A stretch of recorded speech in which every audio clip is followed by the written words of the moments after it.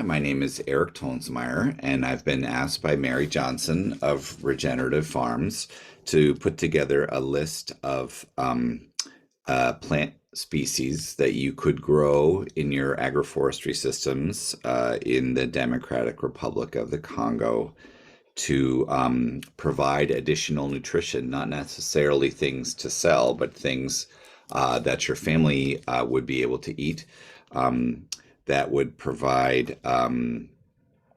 first of all, would provide some of the nutrients that people are often lacking there, especially for women who are pregnant or who are breastfeeding their children. And also some perennial plants, some trees and shrubs and other plants that will live for many years that provide protein and fat and carbohydrates, that sort of basic food that we need, staple food that we need to get through every day. So I will share. Oh, we've prepared both a slide set and which I'll share with you, and also a spreadsheet that has over 200 species that are grown for food in the Democratic Republic of Congo, with their names in some languages used there. And I hope that these will be of use, and I'd be very happy to answer any questions or by email or over Zoom or whatever way is best for people to do. Okay, so let's begin with this screen share, and I'll walk through these slides a little bit for you. Let's see here. So first, let's talk about nutrient deficiencies. In every part of the world, there are nutrients that people aren't getting enough of. Somewhere around 3 billion people or more aren't getting enough. And those are different from place to place and country to country, but every part of the world has some. So we did take a look at what are some of the common nutrient deficiencies in the Democratic Republic of the Congo. And it looks like the primary ones are iron and zinc and vitamin A and folate. There's also an issue with iodine, but we don't really have any plants we can grow that will give you more iodine. Seaweed is a very good way to get that, or fertilizing crops with seaweed sometimes increases their iodine content a little bit.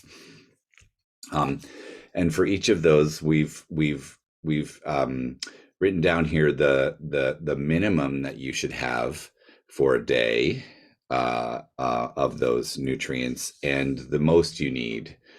So the sort of healthy range is between, let's say for iron, between 9 and 27 milligrams in a day for a woman who is pregnant or who is breastfeeding her child or her children. So, and we've created a ranking system. Any plant that has a nutrient colored purple has more than what you need. If you ate 100 grams of that food, you would have more than you need of that nutrient for that day, more vitamin A or more folate, whatever it is. If it's blue, it's somewhere between the lowest and highest requirement. So somewhere between, in the case of iron here, between 9 and 27 milligrams. And then from there we go down from green, where you're getting 3/4 or more of that lowest, minimum requirement. High is half to 3/4. Medium is 1/4 to half. Low is about 10% to 1/4, and very low is 10% and below of those nutrients. So ideally, if you want to get what you need of those nutrients, you want to be looking to eat things that are in the blue or purple categories, or at least green. And we'll go through and show you some of the best crops that we have found that are already being grown in the country, and some that are maybe only grown on a very small scale but are available there that may be worth adding to people's diets. The other challenge with relying on plants for nutrition is the human body can't access all of the nutrition in plants. So it may have enough to give you 100% of what you need, but you may only get 70 or 80% of that. So for each of these kinds of nutrients, there are some things you can do to improve your body's ability to digest those nutrients to make them become bioavailable to you. So for iron, adding vegetable oil is one, for example. For zinc, if you eat your foods that are high in zinc in a meal that has good protein, you'll be able to use more of the zinc in that meal. For vitamin A, using foods that are fresh, or also eating foods that are high in zinc and iron at the same time. And for folate, it's to cook as little as possible, and even to drink the liquid that your food is cooked in. So I won't go through all of these now, but these are details that can help people to get the most out of the food that they are growing. So let's start by looking at iron. Um, I'm not sure if people are eating the leaves of tamarind there, but in many parts of the world, people eat the leaves of tamarind. You can see in the photo here that people are marketing those. And those have enough iron in them that if you ate 100 grams, which would be a lot, that would provide you with more than enough iron for one day for a woman who is pregnant or breastfeeding. Then we move into some of the other crops here. And you can see some are leaves and some are tubers, some are beans, all different kinds of plant parts. But all of these are providing, all the ones that are blue are providing what you need to eat for that day of iron. So that's pretty exciting. And we see a lot of plants that are native to the region there. My pronunciation isn't going to be any good, but the Telferia occidentalis is one that is native there. The African yam bean is native. The African wing bean is native as well. So there are quite a few very interesting crops that can provide lots of iron. When it comes to zinc, also we have some excellent candidates. Again, the Telferia, which is a native kind of squash with very large seeds, a perennial squash with very large seeds, is an outstanding source of zinc.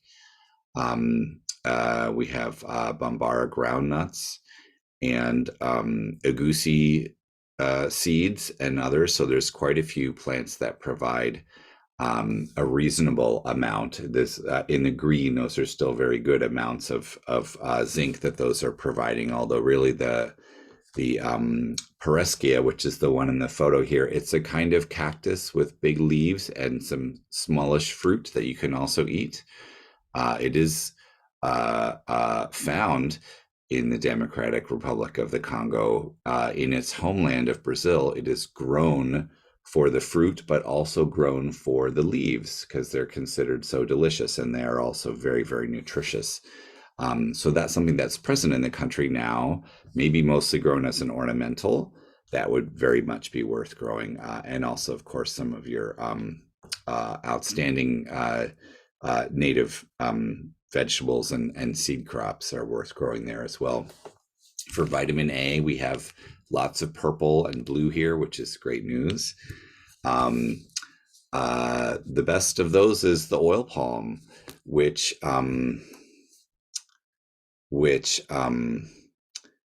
if you don't process the oil, if it's raw and red, is one of the very best sources of vitamin A in the whole world. And there's a shrub called chaya, which is related to cassava, which is an outstanding vegetable. You do have to cook the leaves, just like with cassava leaves. That is something that would be that I know is present in at least small amounts there. And of course, the African bee plant, Cleome gynandra, would be a great choice as well. That's a native vegetable with very high levels of vitamin A. Let's see. And for folate, most of these are dry beans. Dry beans are really the best plant source of folate. The best source overall, I believe, is liver, but that's very hard for many of us to get. So the beans are an excellent source, and the cowpea is really absolutely, the dry cowpea is really absolutely the best source of that in the plant world that I know of. But a number of other ones are good. And also the arrowroot, Maranta arundinacea, is very high, the roots of that. And the fruits of Solanum torvum, which is a wild eggplant, which is weedy in the country, is also quite good. And we do see that spider plant again, Cleome gynandra, um, which is great. So there are a number of plants, these really outstanding, spectacular plants that are already grown in the region that can provide very high levels of these nutrients that people are lacking. And these are things that can be grown in your agroforestry system. Even if you're selling some other product, these could be additional plants in your agroforestry system for home use, for home consumption. So it's not only that we're excited when these plants have high levels of an individual nutrient, but some of them also have very high levels of mini nutrients that makes them especially useful. So the cactus we were looking at not only is high in zinc, but also very high in iron and impressively high in vitamin A as well in the leaves. So that would be a great choice. Mulberry leaf, which I think is mostly grown there to feed to livestock, but actually is great food for people as well.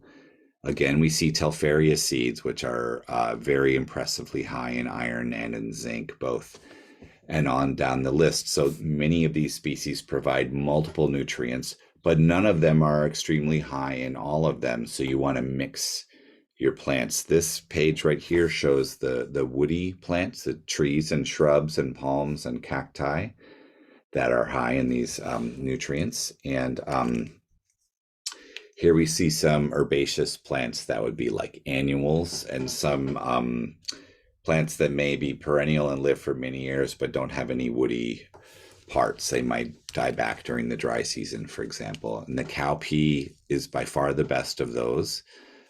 With outstanding iron and zinc and folate. We see again here that spider plant, Cleome gynandra, with very high vitamin A and good folate. Folate is especially hard to find in plants. And celosia, which is another indigenous African vegetable, quite delicious. I grow that here with very nice vitamin A. We have the seeds of watermelon, the agouti seeds. Impressive iron and zinc. So we can go on down the list. The seeds tend to be higher in folate. Often vitamin A is primarily found in leaves, in this case, sometimes in fruits as well. So there are a number of the trees and shrubs for your agroforestry system that provide these important nutrients. And here we have a number of herbaceous plants. And I should add that some of these species are grown as food already there, but some of them are maybe wild plants that are important for food in other places, but not necessarily there, or they may be grown because they're beautiful. They might be found in people's gardens, but not being used for food. So this is and they may not all grow everywhere in the country, but to the best of my ability, this is what I've been able to find. So that was plants that can address these specific nutrients that are lacking in people's diet in terms of the deficiencies that people often have there. In this next piece, we look at plants that provide, and that included annual and perennial plants. Here for this next piece, we're going to look only at perennial plants that will live for many years, which are especially good to grow in agroforestry systems. And these provide protein and fat and carbohydrates. So I've broken them out into different categories. There's the basic starch foods, which would be like cassava or yams or taro that have starch but don't have much protein or oil. Then we have balanced carbohydrate crops like rice that have starch but also some amount of oil and protein, a sort of modest medium amount of oil or protein or both. We have protein crops like cowpea that are high in protein and low in the other things. Protein oil crops that have both protein and oil, like groundnuts. and then oil crops that are grown just for their oil, like oil palm. And here I show some examples of annual crops and perennial crops for the Democratic Republic of the Congo in each of these categories, with a few of the common names, but not all of them. So you can see that there are lots of choices for people to work with there. There are plenty of good perennials that have good yields of these plants, and some of them do produce as much or more per hectare or per square meter as the annual crops. So here are some of the perennial crops for basic starch. We have bananas and plantains, of course. We have breadfruit and the air potato. And I have seen that there are good edible varieties of air potato growing in the DRC, which is a vine. It will climb on trees. Often in agroforestry systems, people plant it at the base of a nitrogen-fixing tree like Gliricidia or Lucina. And it makes these tubers above the ground that you pick just like you're picking fruit. Those are high in starch. So they produce over, I think, about 6 months long season. So they produce a very long season of starch for people to eat. Then we have some balanced carbohydrates. This is starch with some oil or protein. The bread nut is a great choice and is being grown there. That's the kind of breadfruit that has nuts in it. There is now available a perennial variety of rice. It's been yielding well for, I think, at least 4 or 5 years in China. And that would be a great thing to try to import and get people to grow. It will produce very well. It's less work because you don't have to replant it every year. It yields as well as annual rice for 4 or 5 years until you have to replant it. So that's pretty exciting. And there is also work being done on perennial versions of sorghum, and in some of the areas with the longer dry season there, that might be worth growing as well. You have some great candidates for perennial proteins as well. While pigeon peas will usually live for several years, they only really produce well for the first year most of the time. But in India, there are truly perennial pigeon peas that will yield well for a number of years, and that's something that would be great to be able to grow there. And we also have the African yam bean that makes beans and tubers. If you leave the tuber in the ground and don't harvest it, it will continue to make beans for many years. With good yields have been reported on those. And then we have the canavalias. The red-seeded canavalia is perennial. It lives for many years. It produces very well. The issue is that the beans are fairly poisonous, and usually you have to boil them for at least 3 hours, which is a long time. But scientists have found if you break them into smaller pieces, not down into flour, just into smaller pieces, then you only have to cook it for 1 hour, and that gets rid of all the toxins. So that could be a great, reliable source of protein in your gardens there. Then we have species that produce both protein and oil. The cashew nut is a very widely grown example of that. We have the what we call oyster nut where I live, Telferia, which is a wonderful perennial squash. It's native in your part of the world. I'm sure you're familiar with it already. The nuts are great, and also people do eat the leaves some, although I think it's the other species people eat the leaves of more. We have the African bread nut, which is a great big fruit, and you break it apart and there are small seeds inside like peanuts that are high in protein and oil. That would be a great maybe overstory species in agroforestry systems. And then safal, which I think is native a little bit farther north, but I imagine is grown there as well, which is a delicious fruit that's high in oil and protein. It's sort of like an avocado with lots of protein in it. You have to cook it a little bit. And that likes shade, so that would make a great choice for an agroforestry system as well to grow under other species. And then finally, some species for oil, the coconut, of course, and the oil palm, of course.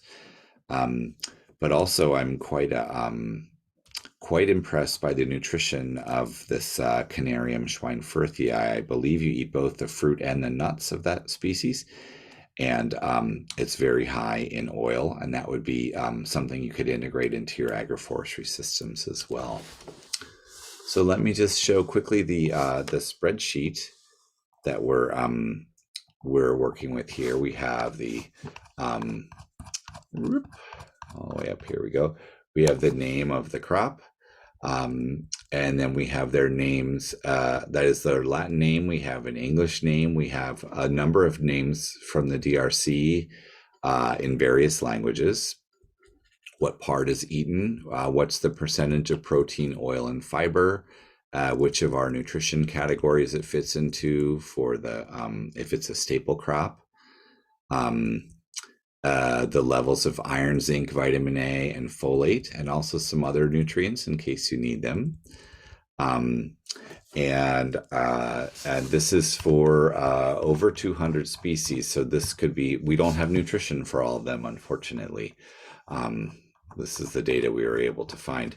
And for many of them, we don't have all of the nutrients that we want either. That's just kind of the state of the research right now, I think. But I hope this will be of use to you. And again, I'm happy to answer any questions. Thank you.